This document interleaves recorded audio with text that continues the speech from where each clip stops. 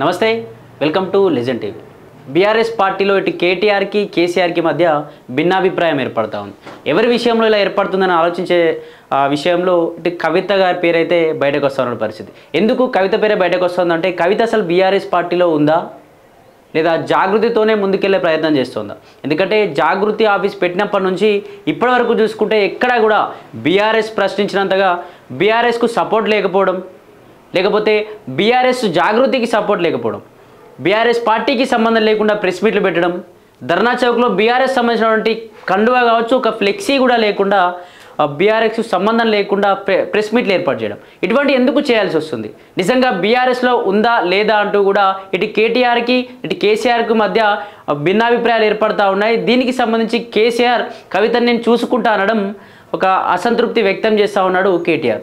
అసలు ఏం జరుగుతుంది? నిజంగా బీసీ రిజర్వేషన్లు కామాడ్లోనే బీసీ రిజర్వేషన్లు అమలు చేస్తా అని చెప్పేసి ఆర్డినెన్స్ జారీ చేసిన తర్వాత ఈ కాంగ్రెస్ ప్రభుత్వం జారీ చేసినటువంటి బీసీ రిజర్వేషన్ ఆర్డినెన్స్ని బీఆర్ఎస్ పార్టీ వ్యతిరేకించి వచ్చింది. మాకు ఈ ఆర్డినెన్స్ అవసరం లేదు, ఇట్లాంటి ఆర్డినెన్స్ మేము చాలా చూసాం, బీసీలకు ఖచ్చితంగా స్థానిక సంస్థల ఎలక్షన్స్లో 42% రిజర్వేషన్ కావాల్సిందే అని చెప్పేసి బీఆర్ఎస్ పార్టీ ప్రతిసారి చెప్తూ వస్తుంది. ఈ ఆర్డినెన్స్ను వ్యతిరేకించింది. ఆ ఆర్డినెన్స్ను బీఆర్ఎస్ పార్టీ వ్యతిరేకిస్తే అదే రోజు ఆర్డినెన్స్ జారీ అయిన రోజు రాత్రి 11 గంటలకు పెద్ద పండగ వాతావరణంగా సెలబ్రేషన్ చేసుకుంది ఎమ్మెల్సీ కవిత. మరి అటు బీఆర్ఎస్ పార్టీ ఒప్పుకోకపోవడం, ఇటు బీఆర్ఎస్ సంబంధించినటువంటి బీఆర్ఎస్ ఎమ్మెల్సీగా ఉన్నటువంటి కవిత దానిని అంగీకరించి నేను చేసిన పోరాట ఫలితంగానే అది సాధ్యమైంది, ఆర్డినెన్స్ వచ్చింది, బీసీల కోసం నేను చాలా కష్టపడతా ఉన్నానని చెప్పేసి పెద్ద పండగలాగా రాత్రి 11 నుంచి దాదాపు అర్ధరాత్రి వరకు కూడా పెద్ద ఎత్తున కూడా సౌండ్స్ పెట్టుకొని కలర్స్ రుద్దుకుంటూ ఒక పెద్ద ఎత్తున ఒక సంబరాలు అయితే చేసుకున్న పరిస్థితి. ఇక్కడ క్యాడర్లో కూడా కొంచెం క్వశ్చన్ మార్క్ అయితే రేజ్ అవుతా ఉంది. ఎందుకంటే ఇటు బీఆర్ఎస్ పార్టీ ఏమో ఆర్డినెన్స్ను వద్దు అని చెప్పేసి ఆర్డినెన్స్ను వ్యతిరేకించింది, కానీ ఇప్పుడు కవితనేమో దాన్ని స్వాగతిస్తూ ఉంది. అసలు ఎవరిని నమ్మాలి? నిజంగా క్రమశిక్షణ సంఘం మరి ఏం చేస్తుంది అని చెప్పేసి కూడా పార్టీ వర్గాల్లో చర్చ నడుస్తూ ఉంది. కేటీఆర్ కూడా చాలా అంశాలు ఏదైతే కొంతమంది కార్యకర్తల ప్రత్యేక సమావేశం పెట్టుకున్నప్పుడు కేసీఆర్ గారి సమక్షంలో కవిత ప్రవర్తనలా మార్పు వచ్చింది, కవిత జాగృతి పేరుతో మాత్రం ముందుకెళ్తా ఉంది. బీఆర్ఎస్ పార్టీలో కావచ్చు, బీఆర్ఎస్ ఎమ్మెల్సీగా ఉన్న ఎప్పుడు కూడా బీఆర్ఎస్ పార్టీలోకి వచ్చి ఎప్పుడు కూడా ప్రెస్ మీట్ ఏర్పాటు చేసే ప్రయత్నం చేయలేదు, ఎప్పుడు కూడా బీఆర్ఎస్ కండువా వేసుకునే ప్రయత్నం చేయట్లేదు, ఎక్కడ కూడా బీఆర్ఎస్కు సపోర్టుగా మాట్లాడలేదు.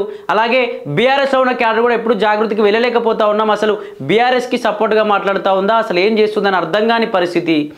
ఏదైతే కాంగ్రెస్ పార్టీ చేసినటువంటి ఆ పరిపాలనను, ఏదైతే కాంగ్రెస్ పార్టీ ప్రజలకు అన్యాయం చేసిందని చెప్పేసి మేము పెద్ద ఎత్తున ప్రెస్ మీట్లు పెడతా ఉంటే, ధర్నాలు చేస్తూ ఉంటే, నిరసన కార్యక్రమాలు చేస్తూ ఉంటే కవిత కొన్నింటికి కాంగ్రెస్ పార్టీకి అసలు బీఆర్ఎస్ పార్టీకి సంబంధం లేనట్టుగా కాంగ్రెస్ చేసిన ప్రతి పనిని సమర్థిస్తూ వెళ్ళడం, లేక దానికి సంబంధించి కొన్ని విషయాలు మేము అంగీకరించినటువంటి విషయాలు తను ఒప్పుకోకపోవడం, ఇట్లాంటివి ఎందుకు జరుగుతూ ఉన్నాయని చెప్పేసి బీసీల కోసం పోరాడుతూ ఉంది కరెక్టే, కానీ ఆ బీసీల పోరాటంలో బీఆర్ఎస్తో ఎందుకు కలిసి రావట్లేదని, బీఆర్ఎస్ యొక్క సహాయం ఎందుకు కోరట్లేదు, కవిత ఇంకేమైనా ముందు ఇంకేమైనా ప్రణాళికతో ముందుకెళ్ళబోతుందా అని చెప్పేసి ఇటువంటి విషయాలు కేసీఆర్కి చెప్పే ప్రయత్నం చేయగా, ఎందుకంటే ఇప్పుడు కేసీఆర్ ఒక పెద్ద బాస్ అయితే కేటీఆర్ వర్కింగ్ ప్రెసిడెంట్గా ఉన్నాడు కాబట్టి పార్టీలో ఉన్నటువంటి ముఖ్య నాయకులు కావచ్చు, కార్యకర్తలంతా కూడా కేటీఆర్ని ప్రశ్నిస్తూ ఉన్నారు కాబట్టి ఆ ప్రశ్నలన్నీ తీసుకుపోయి కేసీఆర్కి చెప్పే ప్రయత్నం చేశాడు. కానీ కేసీఆర్ ఏం చెప్పుకొచ్చారంటే ఆ కవిత ఎమ్మెల్సీని వదిలేయండి నేను చూసుకుంటాను అంటూ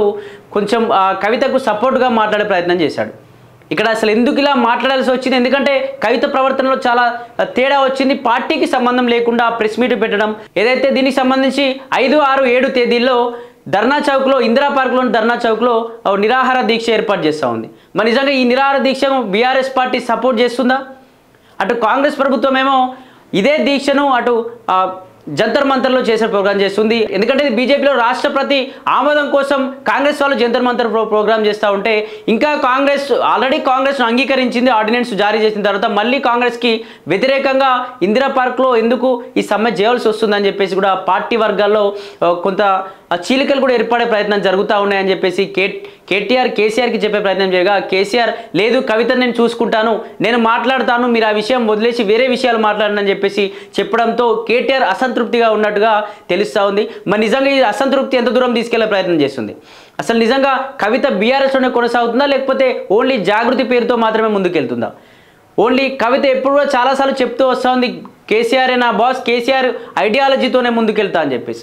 ఏదైతే వీళ్ళు చేసినటువంటి ఏప్రిల్లో చేసినటువంటి రజతోత్సవ ప్రోగ్రాంలో అప్పటి నుంచి కూడా కవిత ప్రవర్తనలో మార్పులు చోటు చేసుకుంటా ఉన్నాయి.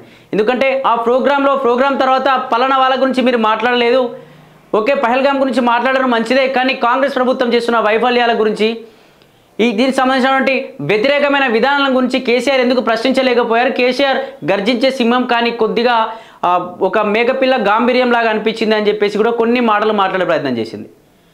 అలాగే దీనికి సంబంధించి కేసీఆర్తో డైరెక్ట్గా సంబంధాలు ఉంటాయి, కేసీఆర్ కూతురు కాబట్టి సంబంధాలు ఉంటాయి. అసలు లెటరు ఎందుకు రాయవలసి వచ్చింది, ఆ లెటరు లీక్ చేసింది ఎవరు?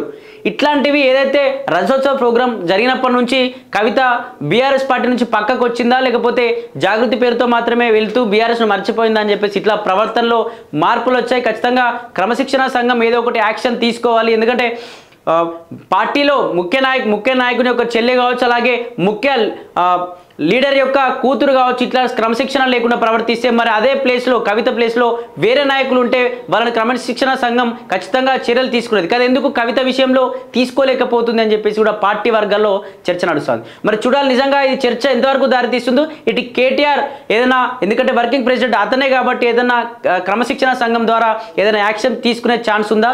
కవిత బీఆర్ఎస్ పార్టీ నుంచి బయటికి పంపే ప్రయత్నం ఏమైనా జరుగుతూ ఉన్నాయా, లేకపోతే కవితనే వేరే పార్టీ పెట్టి ఏమైనా చేయబోతుందా అని చెప్పేసి కూడా చూడాలి.